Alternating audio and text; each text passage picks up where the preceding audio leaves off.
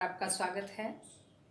आज के अंक में हम लक्ष्मण मूर्छा और राम विलाप जो कविवर तुलसीदास जी के द्वारा लिखा हुआ है के काव्य सौंदर्य संबंधी प्रश्न और उत्तरों पर चर्चा करेंगे। पहला कवित किस भी किसान कुल बनिक भिखारी से लेकर आगी बढ़वागिते बड़ी है आगी पेट की पर आधारित प्रश्न है। प्रस्तुत काव्य पंक्तियों का भाव सौंदर्य स्पष्ट कीजिए, अर्थात भावार्थ स्पष्ट करना है। और दूसरा प्रश्न है पेट की आग को कैसे शांत किया जा सकता है। तीसरा प्रश्न है काव्यांश के भाषिक सौंदर्य पर टिप्पणी कीजिए, अर्थात भाषागत विशेषताएं स्पष्ट करनी होती हैं। पहला प्रश्न, इस समाज में जितने भी प्रकार के कार्य हैं वे सभी पेट की आग से वशीभूत होकर किए जाते हैं, अर्थात हम पेट पालने के लिए ही सभी तरह के कार्यों को अंजाम देते, चाहे पढ़ाई करने का काम है, चाहे मेहनत मजदूरी करने का काम है, कोई भी कार्य है। पेट की आग विवेक को नष्ट कर देने वाली होती है। ईश्वर की कृपा के अतिरिक्त कोई इस पर नियंत्रण नहीं पा सकता।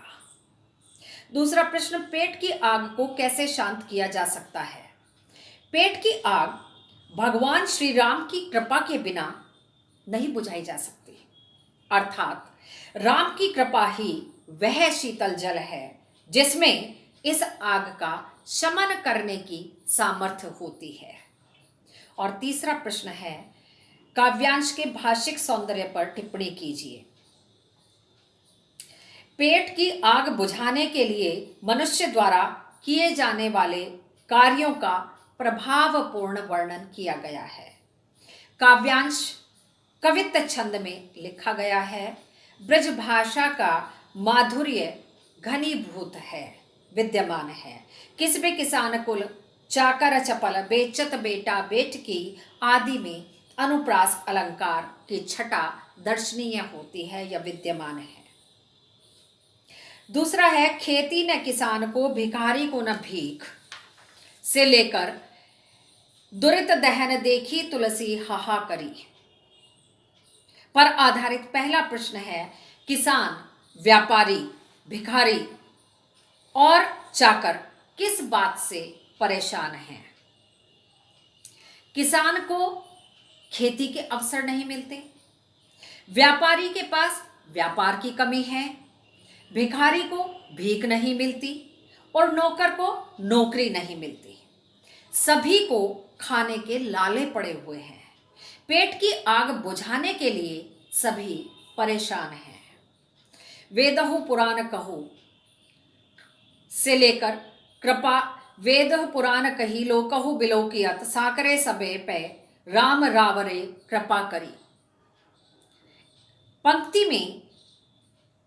पंक्ति का भाव सौंदर्य यानी हमें भावार्थ स्पष्ट करना है। वेद पुराण में भी यही लिखा गया है और संसार में भी यही देखा गया है कि भगवान श्री राम की कृपा दृष्टि पड़ने पर ही दरिद्रता दूर की जा सकती है। तीसरा प्रश्न है कवि ने दरिद्रता को किसके समान बताया है और क्यों। कवि ने दरिद्रता को 10 मुखी रावण के समान बताया है, क्योंकि वह भी रावण की तरह समाज के हर वर्ग को अपने से प्रभावित कर उस पर अत्याचार करता है, या यूं कहें कि अत्याचार का चक्र चला रहा है, इसलिए उसको दरिद्रता रूपी रावण कहा गया है। इसके बाद आता है लक्ष्मण मूर्छा और राम विलाप। भरत बाहुबल सील गुण, पहला जो दोहा है से लेकर पुनि पुनि पवन कुमार। अनुप्रास अलंकार के 2 उदाहरण लिखिए। अनुप्रास अलंकार के 2 उदाहरण प्रभुपद प्रीति अपार और दूसरा पुनि पुनि पवन कुमार। दूसरा प्रश्न है कविता के भाषिक सौंदर्य पर टिप्पणी कीजिए। काव्यांश में सरल सहज अवधि भाषा का प्रयोग किया गया है और यहाँ दोहा छंद है। तीसरा प्रश्न, काव्यांश के भाव वैशिष्ट्य को स्पष्ट कीजिए, यानी भाव की विशेषता को। काव्यांश में हनुमान द्वारा भरत के बाहुबल, उनके शील, उनके स्वभाव तथा प्रभु श्री राम के चरणों में उनकी अपार श्रद्धा की सराहना का वर्णन किया गया है।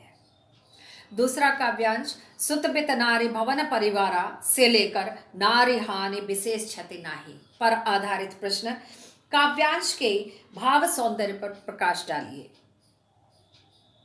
विष्णु भगवान के अवतार भगवान श्री राम का मनुष्य के समान व्याकुल होना और राम लक्ष्मण एवं भरत का यह परस्पर भ्रातृ प्रेम हमारे लिए आज के समाज में प्रेरणा का स्रोत है। दूसरा प्रश्न है, इन पंक्तियों को पढ़कर राम लक्ष्मण की किन किन विशेषताओं का पता चलता है? दोनों भाइयों में अगाध अपार प्रेम था। श्री राम अनुज से बहुत लगाव रखते थे तथा दोनों के बीच पिता पुत्र जैसा संबंध था। लक्ष्मण श्री राम का बहुत सम्मान करते थे। श्री राम उन्हें पुत्र की भांति प्रेम करते थे और लक्ष्मण उन्हें बहुत अधिक सम्मान, पिता की भांति ही सम्मान देते थे। तीसरा प्रश्न है, अंतिम दो पंक्तियों को पढ़कर हमें क्या शिक्षा मिलती है? भगवान श्री राम के अनुसार संसार के सब सुख भाई पर न्योछावर किए जा सकते हैं। भाई के अभाव में ये जीवन व्यर्थ होता है और भाई जैसा कोई अन्य नहीं हो सकता। आज के युग में यह शिक्षा अनेक तरह के सामाजिक कष्टों से मुक्त करवा सकती है। तीसरा काव्यांश प्रभु प्रताप सुनिकान से लेकर जिमि करुणा महबीर रस। पहला प्रश्न है, भाषा प्रयोग की दो विशेषताएं लिखिए।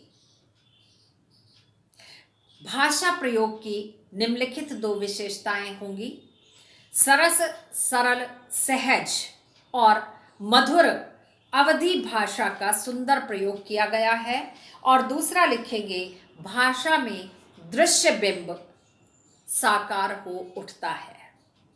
दूसरा प्रश्न है, काव्यांश का भाव सौंदर्य लिखिए, अर्थात भावार्थ। काव्यांश में लक्ष्मण के मूर्छित होने पर श्री राम एवं वानरों की सेना में शोक संवेदना और दुख का वर्णन किया गया है। उसी बीच हनुमान जी के आ जाने से दुख में हर्ष के संचार होने का वर्णन किया गया है। करुण रस में वीर रस संचरित हो जाता है, क्योंकि उनके संजीवनी बूटी लाने से अब लक्ष्मण जी के प्राण बच जाएंगे और वे स्वस्थ होकर उठ खड़े होंगे। काव्यांश की अलंकार योजना पर प्रकाश डालिए। आज का अंतिम प्रश्न है,